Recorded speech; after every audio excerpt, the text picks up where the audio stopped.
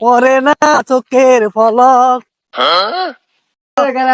হ্যাঁ দাদা, আরে বাংলা সিনেমা দেখেছি দাদা। আমার টিয়া হয়ে সব রক্ষা করতে এই সিনেমা দেখছে। আচ্ছা ঠিক আছে, বাংলা সিনেমা যদি একটা ডায়লগ দিতে পারি তার সাথে তোর সিনেমা দেখা চলবো। আর যদি না দিতে পারো তার জন্য তোর সিনেমা দেখা বন্ধ। কি কইলে দাদা, এই একটা ব্যাপার হইলো।